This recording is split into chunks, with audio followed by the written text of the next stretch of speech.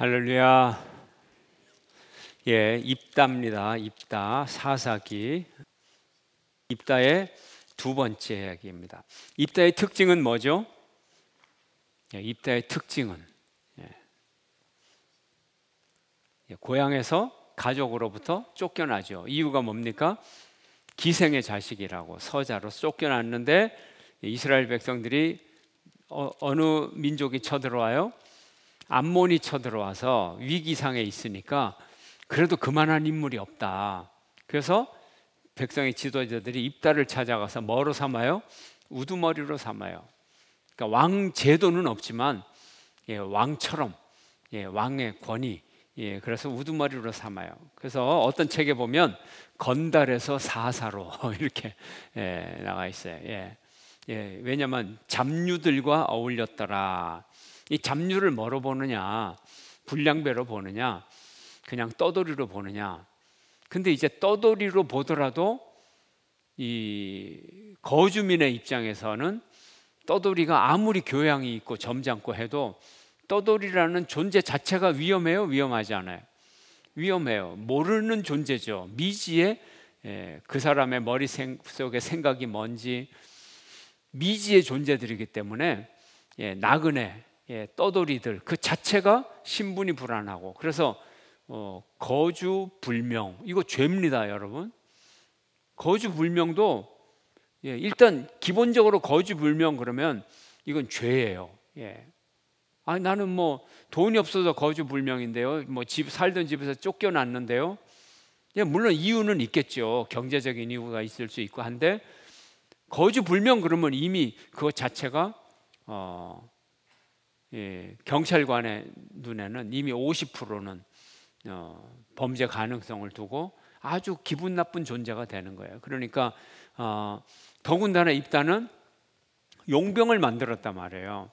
그런 무리들을 지어서 다니니까 이제는 이 부류들이 산적인지 강도된지, 그래서 이제 잡류다. 그래서 제가 이 설명을 하는 게 그림을 좀 그리시라고. 우리가 이 성경을 읽고 그림을 그려야 개념이 이게 와닿는 거거든요.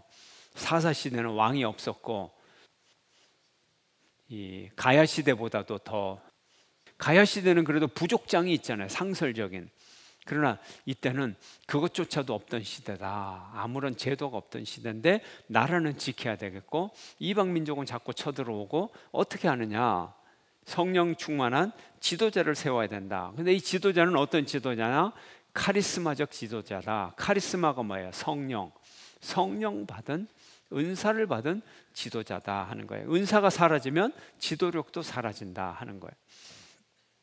그래서 입다의 특징은 기생의 자녀로서 가족에게조차 버림받은 쫓겨난 존재인데 그가 비류들을 모아서, 떠돌이들을 모아서, 다윗도 떠돌이들을 모아서 400명의 군대를 만들었죠. 바로 입다가 그런 용사였어요. 그래서 다시 지도자가 되어서 전쟁을 시작을 합니다. 지금 이제 그런 상황이에요. 전쟁을 이제 막 하려고 하는데 전쟁을 처음 시작한 게 아니라 암몬 자손과 논쟁을 벌이죠. 담판을 벌여요. 근데 담판이 성공합니까? 성공 안 합니까? 성공 안 합니다. 암몬이 양보를 안 해요. 양보를 안 해요. 그래서 입다가 그러죠. 아니 300년 동안 가만히 있다가 갑자기 역사적인 이야기를 가지고 쳐들어오면 어떻게 하느냐. 역사 갖다 붙이게 달렸어요. 우리가 중국보다 힘이 세지면 만주를 주장할까요? 안 할까요? 그건 모르겠지만 은근히 하고 싶어지겠죠. 그죠? 만주 땅 내놔라. 우리 고구려 땅인데. 근데 지금 중국은요. 동북아 공정, 역사까지도 자기들 역사로 다 포괄해가지고 다 흡수하려고 지금 그러고 있잖아요. 어느 시점에 맞추느냐에 따라서 알사스 지방, 프랑스와 독일 사이의 알사스 지방 60번 이상 바뀌었어요. 국경선이. 그러니까 어떤 시대에 우리 거다고 주장하면 다 힘센 놈 땅이 되는 거예요.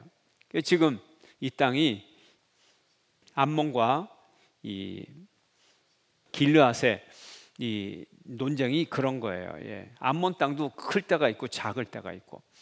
그러니까 자기 입맛대로 하는 거예요. 전쟁이 이 합리적으로 해결이 될까요? 안 될까요? 안 돼요. 이제 전쟁이 시작이 됐어요. 그래서 오늘 29절 말씀.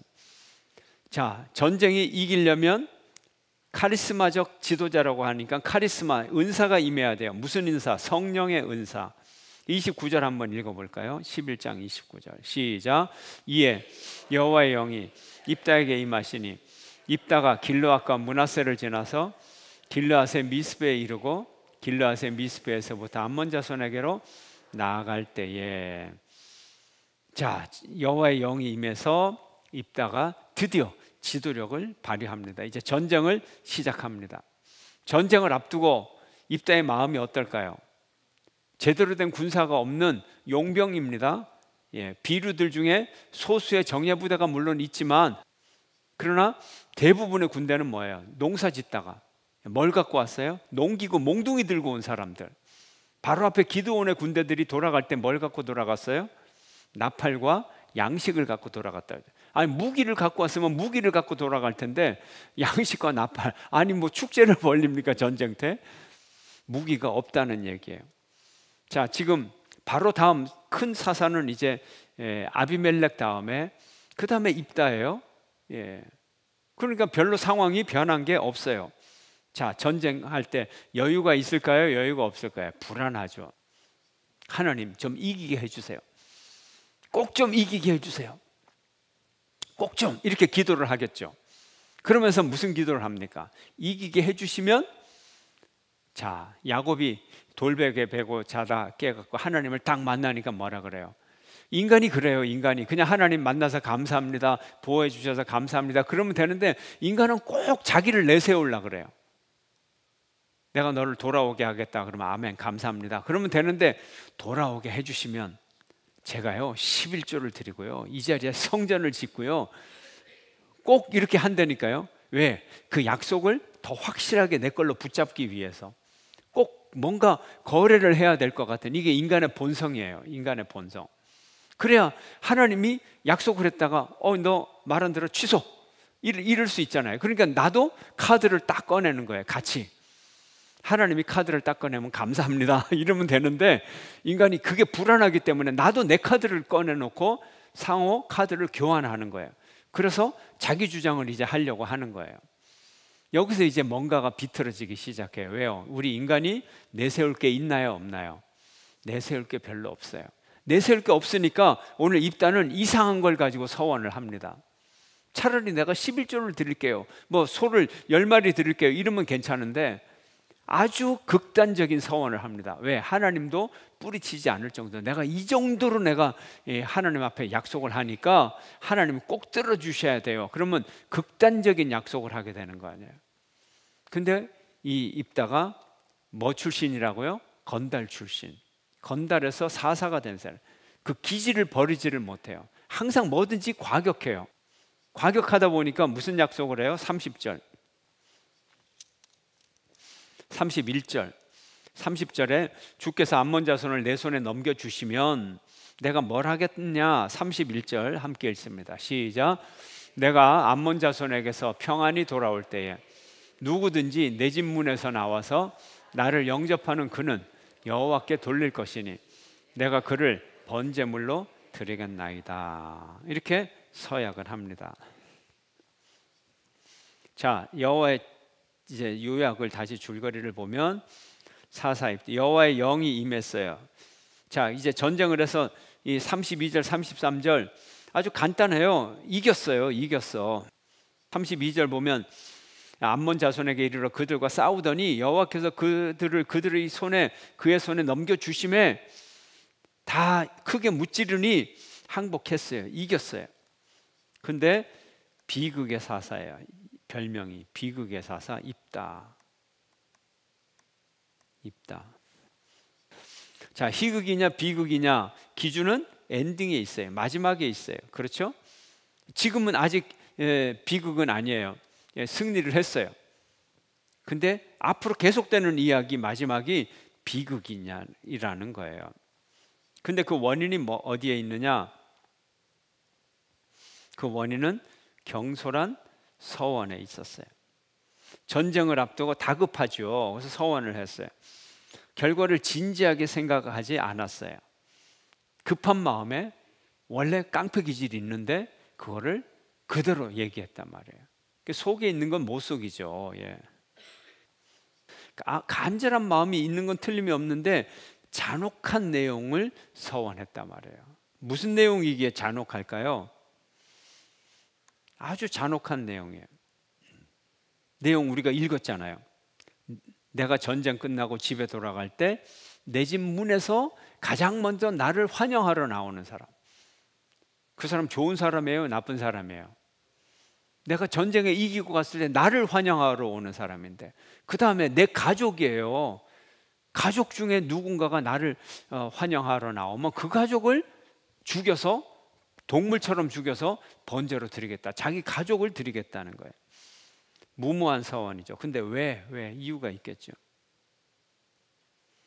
오늘날의 입장으로는 이해할 수가 없어요. 그런데 이스라엘 백성들은 한번 약속하면 목숨 걸고 지켜야 했어요. 이게 말이에요. 목숨 걸고 지켜야 했어요. 오늘날은 무슨 법정이나 어디 청문회나 그런 거 뉴스로 들리면 뭐라 그래요? 기억 안 납니다. 그런 말 한 적 없습니다. 그러잖아요. 옛날 사람은, 이스라엘 사람들은 그런 얘기 없어요. 말했으면 말한 거고 기억 안 나기는 뭐가 안 나요. 다 난다 그러고 정직했어요. 한 번 한 약속은 목숨 걸고, 요즘처럼 녹취록도 없고 그래도 그 사람들은 정직했어요.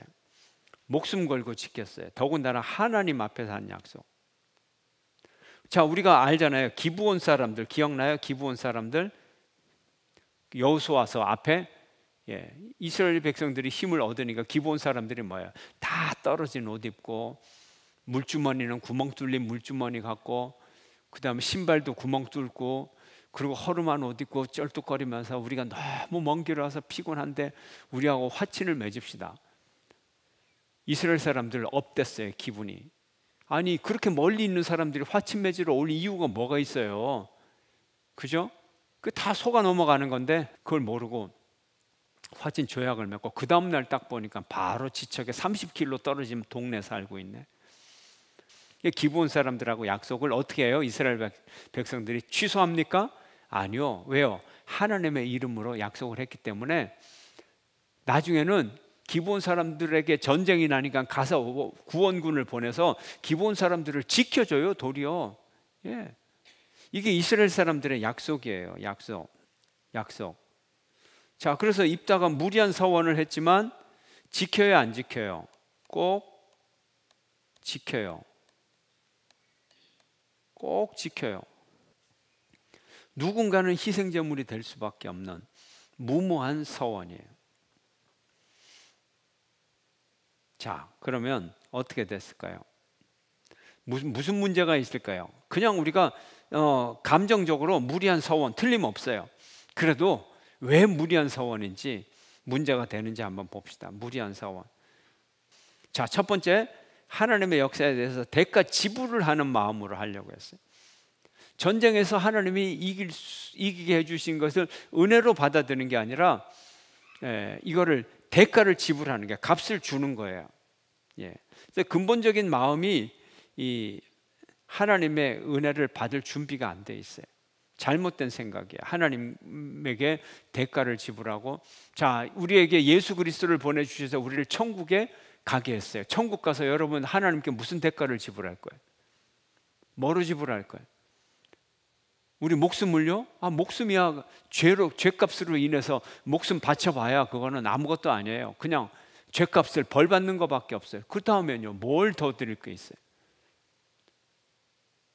자세가 근본적으로 잘못되어 있는 거예요. 또 대가 지불까지도 그렇지만 대가 지불이 결국은 하나님과 거래하겠다는 걸로 마음가짐이 바뀌죠. 다 우상 숭배죠. 거래하겠다는 거예요. 내가 이렇게 강하게, 그걸 뭐라 그래요? 도박해서 이거 내는 거, 판돈, 판돈을 좀 세게 걸고 하나님과 아주 진한 도박을 하는 거예요. 하나님과 거래. 하나님이 내게 주신 그 승리의 은혜를 값비싸게 쳐주겠다 하는 거예요. 사람의 목숨을 번제로 드릴 정도로 희생이 아깝지 않다. 예. 내가 있는 패를, 최고 좋은 패를 하나님께 드린다. 뭐 이런 의미, 거래. 그 다음에 또 숨겨졌던 의미가 있어요. 가족에게 홀대받았던 복수심. 가족에게 쫓겨났잖아요. 그러니까 그 가족에게 복수하고 싶은 마음이 있는 거예요. 내 가족을 빌어서 가족의 목숨 가지고 하나님과 거래하고 하나님의 은혜를 대가로 지불하는데, 이 사람이 누구냐? 나를 배척했던 가족이란 말이에요. 가족으로부터 쫓겨났잖아요.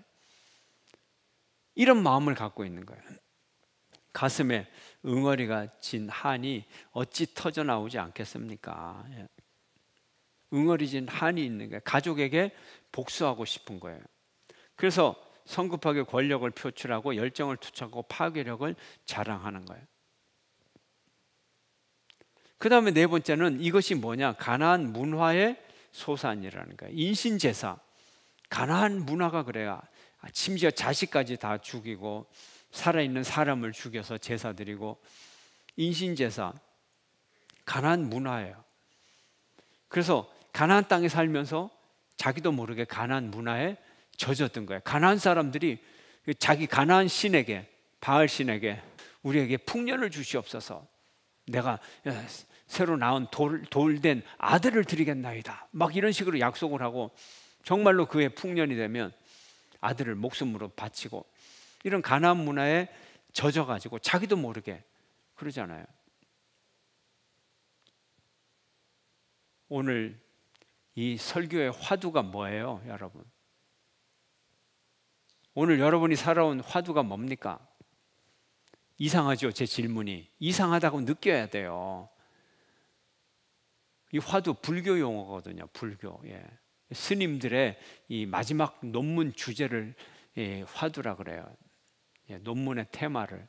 예. 중요한 주제. 그래서 우리 일상생활에서 화두 하잖아요. 예.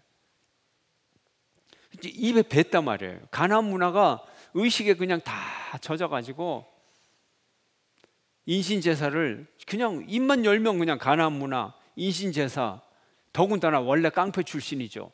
가족에게 복수도 해야 되겠죠. 그래서 이런 네 가지 문제점이 심각한 거죠. 하나님과 대가를 지불하려고 하고 거래하려고 하고, 그 다음에 가족에 대한 복수, 가나안 문화, 이 서원 속에 들어있는 잔혹성이에요. 그래서 이 무리한 서원의 결과가 어떻게 됐을까요? 딸을 잃었어요. 전쟁에서는 승리했으나 딸을 잃는 슬픔. 근데 그 가족 중에 말이죠, 제일 먼저 환영하는 사람이 자기가 미워했던 말이죠, 제일 미워했던 사람이 이제 맏아들이라든지 뭐 이렇게 해가지고 가족에게 복수를 해야 되는데, 누가 이제 찾아와요? 누가 제일 먼저 환영을 해요? 34절 함께 읽습니다. 시작. 입다가 미스바에 있는 자기 집에 이를 때에 보라, 그의 딸이 소고를 잡고 춤추며 나와서 영접하니 이는 그의 무남동녀라. 아이가 많은 것도 아니에요. 딸 하나 있는데 그 딸이 나와서 우리 아빠가 이겼다, 할렐루야, 그리고 춤을 덩실덩실 추는 거예요. 소고를 잡고 춤추며 나와서 영접을 해. 근데 그 앞에 표현, 자기 집에 이를 때 보라, 그의 딸이. 이 보라가 뭐예요? 보라, 감탄사예요. 감탄사인데 보통 때 보라 그러면은 이거는 기쁨의 감탄사죠. 근데 지금 이 보라는 어떤 감탄사예요? 애통의 감탄사예요. 애통의 감탄사. 애통의 감탄사. 자, 이를 본 입다는 어떻게 했을까요? 그때 정신이 번쩍 들었어요. 항상 이렇게 성급하고 과격하고 거친 사람들 항상 이래요. 자기한테 닥쳐야만 그때만 깨달아요. 그때 이미 늦었죠. 35절 함께 시작. 입다가 이를 보고 자기 옷을 찢으며 이르되 어찌할꼬 내 딸이여, 너는 나를 참담하게 하는 자요, 너는 나를 괴롭게 하는 자 중에 하나로다. 내가 여호와를 향하여 입을 열었으니 능히 돌이키지 못하리로다 하니. 이제 여호와를 향하여 입을 열었으니, 무고한 딸의 죽음인데 문제는 취소할 수가 없어요. 서원의 진정성. 여호와를 향하여 한 약속, 돌이킬 수가 없어요. 딸도 그걸 알아요. 딸이 이 사실을 알고 아버지에게 뭐라 그래요? 36절 함께 읽습니다. 36절 시작. 딸이 그에게 이르되 나의 아버지여, 아버지께서 여호와를 향하여 입을 여섰으니 아버지의 입에서 낸 말씀대로 내게 행하소서. 이는 여호와께서 아버지를 위하여 아버지의 대적 암몬 자손에게 원수를 갚으셨음이니이다 하니라. 그리고는 아버지에게 청을 합니다. 그리고 가장 성경에 나오는 슬픈 이야기가 많지만 정말 이 이야기가 정말 그 슬픈 이야기 중에 가장 슬픈 이야기 중에 하나가 되죠. 37절 38절 함께 읽겠어요. 이 소녀가 어떻게 했는가? 정말 슬픈 이야기. 37절 38절 함께 시작. 또 그의 아버지에게 이르되 이 일만 내게 허락하사 나를 2달만 버려두소서. 내가 내 여자친구들과 산에 가서 나의 처녀로 죽음을 인하여 애곡하겠나이다 하니 그가 이르되 가라 하고 2달을 기한하고 그를 보내니 그가 그 여자친구들과 가서 산 위에서 처녀로 죽음을 인하여 애곡하고 계속 2달 만에 그의 아버지에게로 돌아온지라. 그는 자기가 서원한 대로 딸에게 행하네. 딸이 남자를 알지 못하였더라. 이것이 이스라엘의 관습이 되어 계속 이스라엘의 딸들이 해마다 가서 길르앗 사람 입다의 딸을 위하여 나흘씩 애곡하더라. 아멘. 슬픈 추모일이 생겼어요.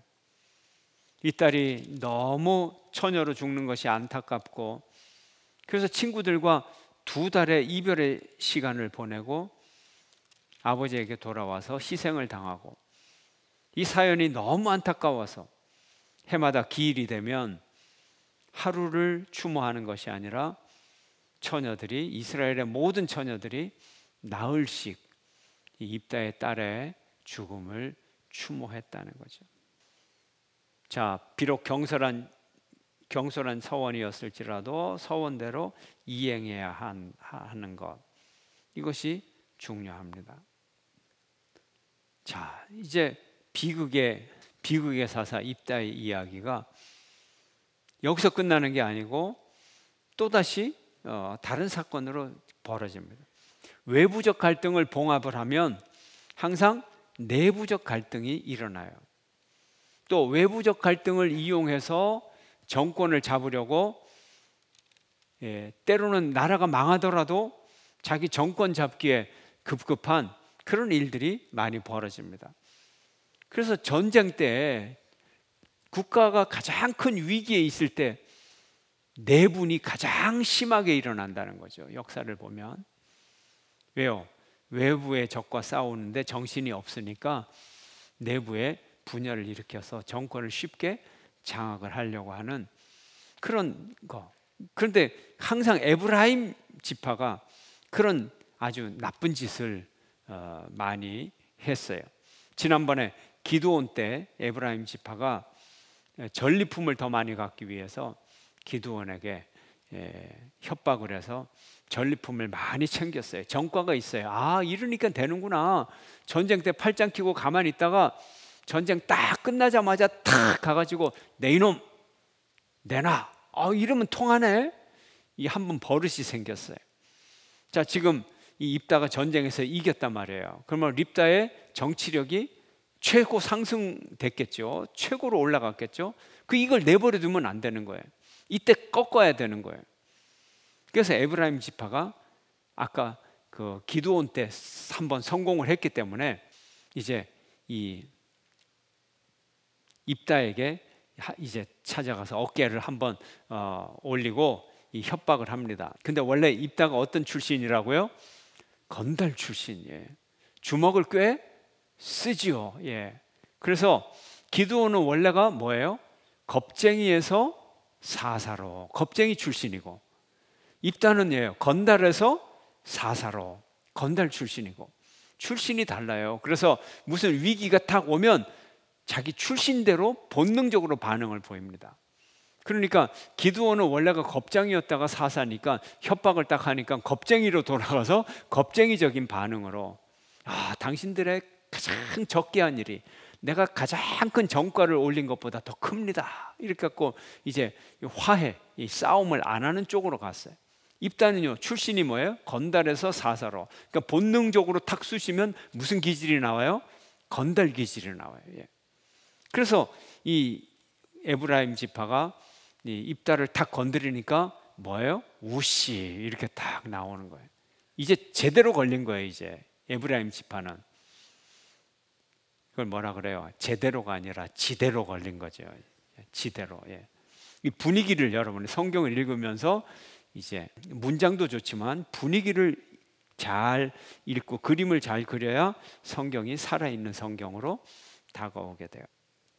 어떤 사연? 12장 1절 무시무시한 이야기를 에브라임 사람이 합니다. 협박을 합니다. 시작. 에브라임 사람들이 모여 북쪽으로 가서 입다에게 이르되 내가 암몬 자손과 싸우러 건너갈 때에 어찌하여 우리를 불러 너와 함께 가게 하지 아니하였느냐? 우리가 반드시 너와 내 집을 불사르리라 하니. 와, 이런 협박이 어디 있어요? 우리를 왜 전쟁에 참여 안 시켰냐? 왜 배제를 했냐? 그래서 우리를 배제시키고 너 혼자 전공을 올려가지고 전리품을 너 혼자 다 챙기려고 그랬지. 안 되지, 안 되지. 절대 우리는 그런 속임수에 넘어가지 않아. 전리품 내놔. 안 내놓으면 뭐 한다고요? 협박해도 너와 내 집을 불사르리라.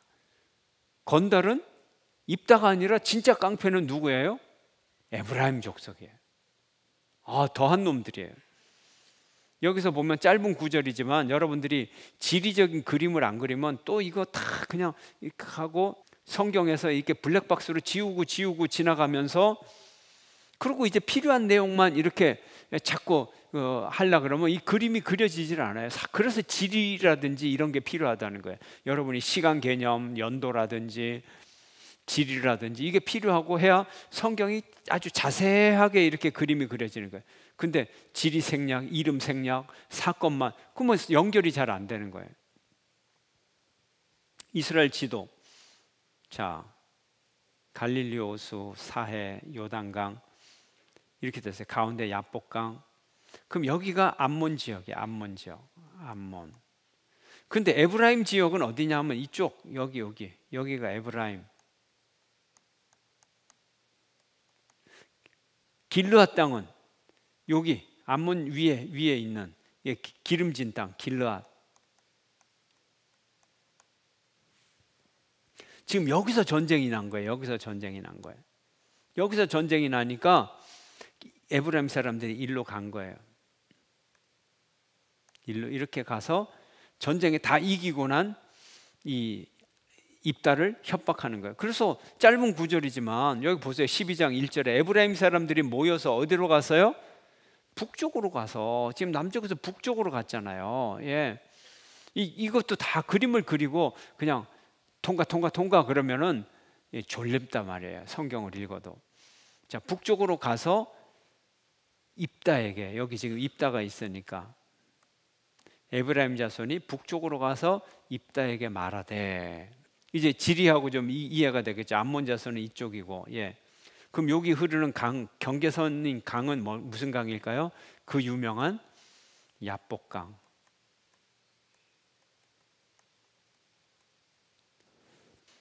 예, 뭐 성경에 간단한 지도 이렇게 근 몇 개 그리고 이렇게 해놔도 돼요. 어쨌든 이런 폭력을 썼어요. 에브라임의 협박. 자, 에브라임의 협박은 어때요? 또 버릇이에요. 버릇이 도져요. 예, 자기 체면, 이기심, 자존심의 노예가 되어서 이 남을 협박하고 어떻게 죽이겠다, 뭐 이런 집을 불사르겠다 이런 식으로 얘기를 합니까? 이건 같은 부족인데 이건 암몬 자손보다도 더 나쁜 폭력이죠. 외부적 위험이 사라지자 내부적 갈등이 시작이 되는 거예요. 자, 딸의 죽음을 상기시키는 잔인한 발언을 하며 정치적 위상이 높아진 입다의 지도력을 위협하죠. 암몬은 땅을 탐내서 공격했으면 에브라임은 권력을 탐내서 질시하고 시비를 거는 거죠. 자, 에브라임의 모욕. 자, 그래서 암몬 자손을 이긴 입다를 에브라임 지파가 이길 수 있을까요? 없을까요? 이길 수가 없죠. 2절 말씀 함께 읽습니다. 2절 말씀 시작. 입다가 그들에게 이르되 나와 내 백성이 암몬 자손과 크게 싸울 때에 내가 너희를 부르되 너희가 나를 그들의 손에서 구원하지 아니한 거로 계속 나는 너희가 도와주지 아니하는 것을 보고 내 목숨을 돌보지 아니하고 건너가서 암몬 자손을 쳤더니 여호와께서 그들을 내 손에 넘겨주셨거늘 너희가 어찌하여 오늘 내게 올라와서 나와 더불어 싸우고자 하느냐. 4절도 읽지요. 4절 보여주세요. 함께 4절 시작. 입다가 에브라임과 싸웠으며 길르앗 사람들의 에브라임을 쳐서 무찔렀으니 이는 에브라임의 말이 너희 길르앗 사람은 본래 에브라임에서 도망한 자로서 에브라임과 므낫세 중에 있다 하였음이라. 이 모욕이 뭐냐면 이 도망꾼들아 너희들은 도망자지. 근데 이거는 어거지예요. 거짓말이에요. 예, 거짓말이에요. 도망자가 에브라임에서 도망친 사람이 아니에요. 므낫세 지방에서 산 사람이고 므낫세 지방에서 도망친 사람도 아니에요. 없는 말까지 만들어서 모욕을 합니다. 자, 그래서 싸워서 이겼어요. 그래서 아까 자 갈릴리 호수 사해 요단강 여긴 지중해 여기 야복강 그래서 이 근처에서 싸우다가 이제 이 에브라임 지파가 이렇게 쳐들어와서 싸우다가 이제 돌아가게 되겠죠. 그럼 돌아가게 되면 가운데 뭐가 있어요? 요단강이 있어요. 요단강.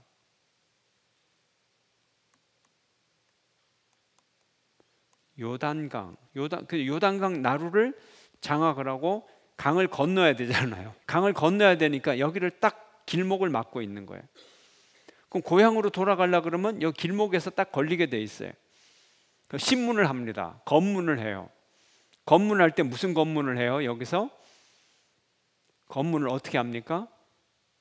원래 군복도 없고 아무것도 없어요. 민간인 복장으로 전쟁에 나왔다니까요. 농사하다가. 그러니까 이게 여행자인지 군대 나온 사람인지 에브라임 지파인지 므낫세 지파인지 구별이 안 돼요. 전혀 일반인하고 똑같단 말이에요. 그럼 그 돌아가는 에브라임 사람인지 복장이나 이런 걸로 전혀 구별이 안 되니까 뭘 가지고 해요? 발음 가지고 하는 거예요. 발음 가지고 하는 거예요. 요즘 살 20kg이 얼마나 됩니까? 살이요, 살.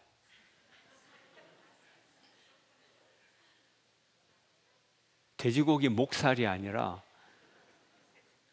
요즘 황금 벌판에 있는 살. 이제 이해가 되시죠? 예. 그러니까 이제 이 쌀을 이렇게 담아놓고 나루토에서 사람을 딱 만나면 이게 뭐고 딱 물어보는 거예요. 그래서 살 그러면 너 경상도구나. 쌀 그러면 너 딴 지방 사람이네. 이제 그렇게 하는 거예요. 그렇게. 그래서 물었어요. 자, 사투리 에브라임 사투리를 처형을 했어요. 자, 이거 쉿볼렛 그래서 발음을 쉿볼렛 해봐라. 근데 에브라임 사람들은 쉿볼렛 이걸 못하고 쉿볼렛 이렇게 한단 말이에요. 점이 중요한 거예요. 점이 이제 점을 여기다가 탁 찍으면 쉬가 되는 거고 점을 여기서 앞에다가 딱 찍으면 시가 되는 거예요. 시 또는 세게 하면 시. 쉬하고 시하고 달라요. 예. 그래서 이 점이 중요한 거예요. 점이. 히브리어만 점 중요한 게 아니에요. 우리도 이게 점이 이렇게 하면 아가 되고 앞에다 찍으면 어가 되고 우리도 중요하죠. 예. 히브리어만 중요한 게 아니라 근데 여기서는 이 점의 위치 하나가 정말 목숨이 걸린 거예요.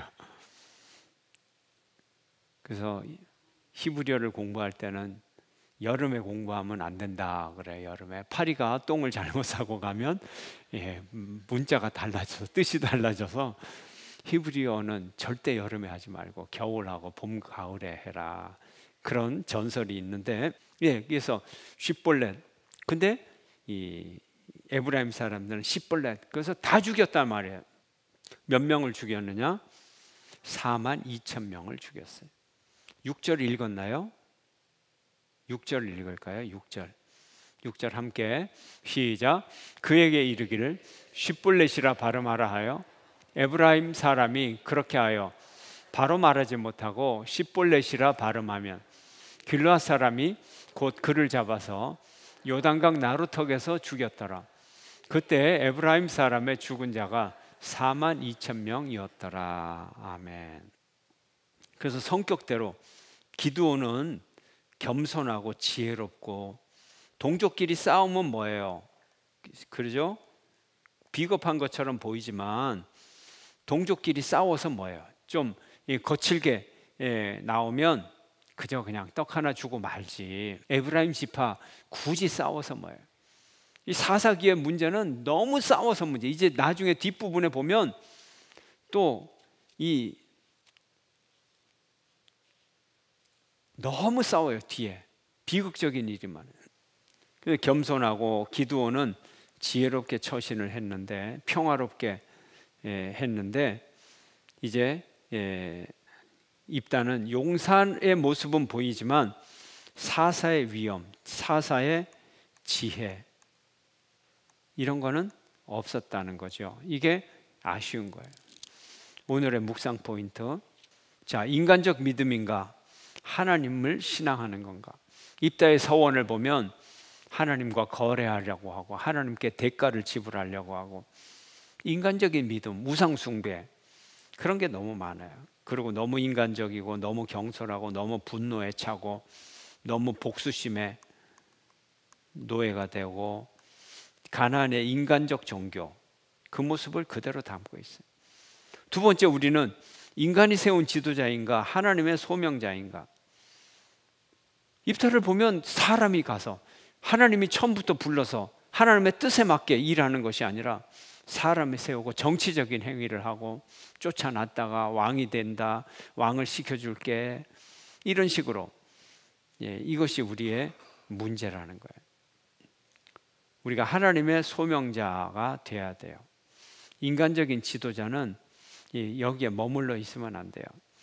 어떤 이유에서든지 간에 지도자가 되지만 결국 하나님 앞에 나가서 하나님의 소명을 받기까지 우리가 하나님의 소명을 받는 그런 지도자가 되어야 되는 거예요. 세 번째, 우리가 생각해야 될 것은 성령의 역사가 있고 인간의 한계가 있는 거예요. 입다의 승리, 성령이 임했기 때문이죠. 하나님이 이기게 해주셨죠. 그럼에도 불구하고 그는 완전한 성령의 사람이 되지는 못했어요. 우리가 성령 충만하여서 하나님의 사역만 감당하는 게 아니라 인격까지도 예수님을 닮아가야 돼요. 그러니까 성령 충만해서 사역만 감당하는 사람은 일꾼, 도구. 근데 그 인격 속에 하나님의 마음과 예수님의 모습까지 닮아간다면 이건 인간적으로도 성공한 사람이 되는 거예요. 인간적으로도 성공한 사람이 되는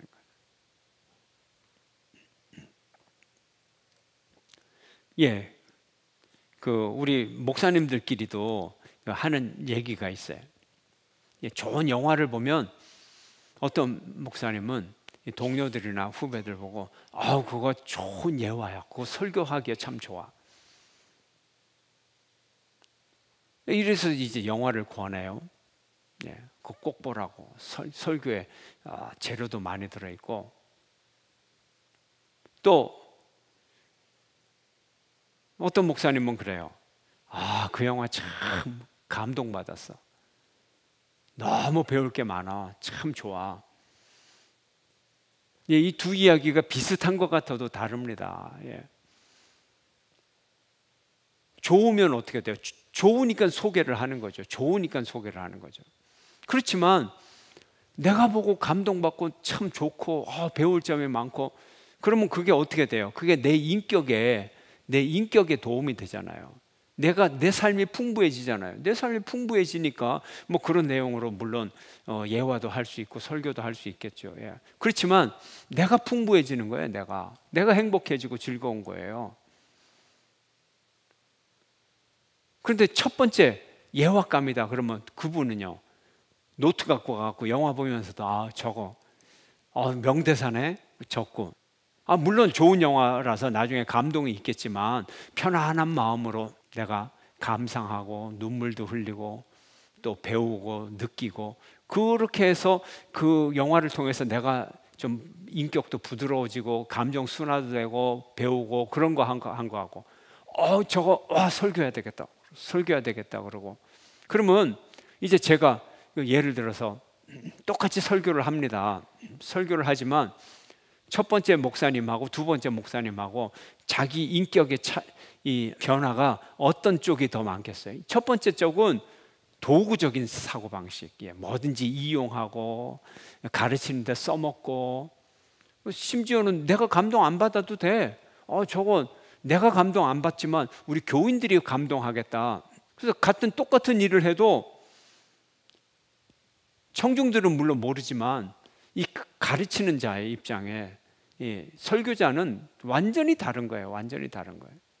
글쎄요, 완전히 다를 수 있는지 몰라도 하여튼 조금이 다르든 뭔가는 다른 거예요. 여러분도 마찬가지죠. 여러분도 자기가 책을 읽고 이 책 진짜 좋은데, 야야야 너도 읽어봐. 그리고 서로 독후감 나누고, 나는 이게 되게 좋더라, 나는 이런 걸 받았어 하고 아이하고 대화를 나누면 독서 지도사 뭐 따로 필요 없어요. 논술 지도 따로 비싸게 가르칠 필요가 없어요. 근데 자기는 책 하나도 안 읽고, 그리고 읽어도 손 아이들 족치려고 읽고서는 요거 물어봐야 되겠다 그러고, 근데 주인공이 어디 가는데 토끼를 만나서 뭐라 그랬어? 기억이 안 나는데, 이놈아, 읽고는 뭐 기억도 못하냐? 그렇게 중요한 대사를 족치려고 읽는 엄마, 도구 삼아서 뭐든지 아이를 위해서, 자기는 별로 즐겁지 않아, 아이를 가르치기 위해서 하여튼 의무적으로 책을 읽어. 엄청나게 달라져요. 엄청나게 결과도 달라져요. 그 엄마가 하나도 아름답지 않아. 엄마가 책 읽는 게 하나도 부럽지 않아. 그게 두려워. 엄마가 책 읽으면 애가 부들부들 떨어. 이제 그 책 진절머리가 나.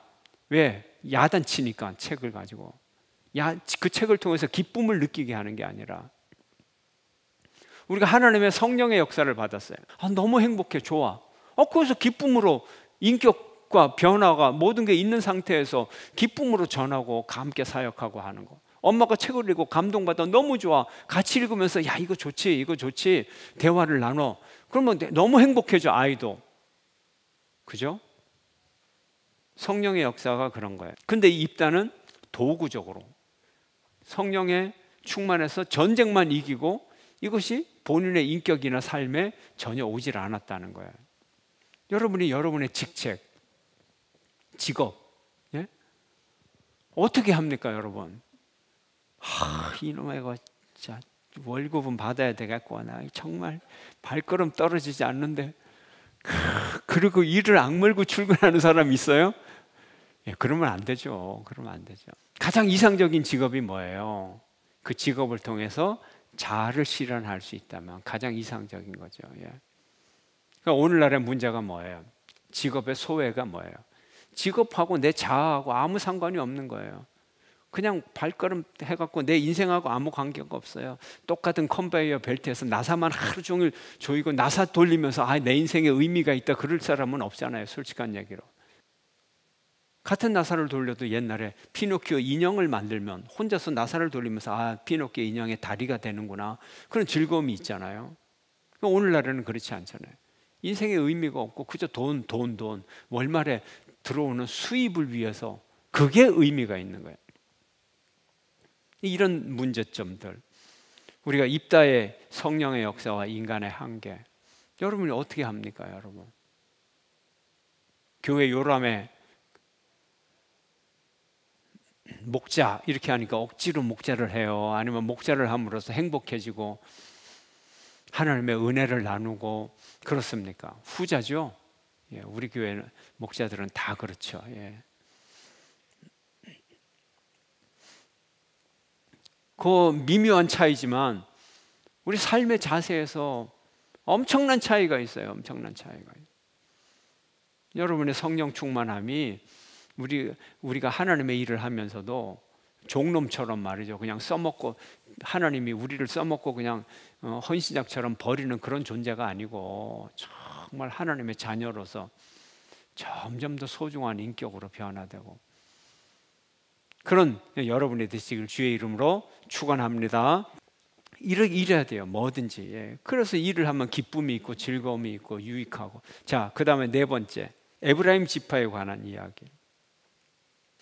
시기와 이기심. 다른 지파의 성공을 인정하지 못해요. 전에 기드온의 승리를 뺏어 먹은 것처럼 아무 공로 없이 누리려고 했듯 이번에도 입다의 승리를 자신의 것으로 만들려고 한.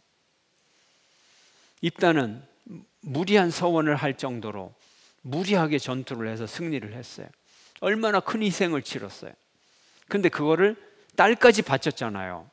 그런데 아무런 공로 없이 승리하여 몫을 차지하려고 한다.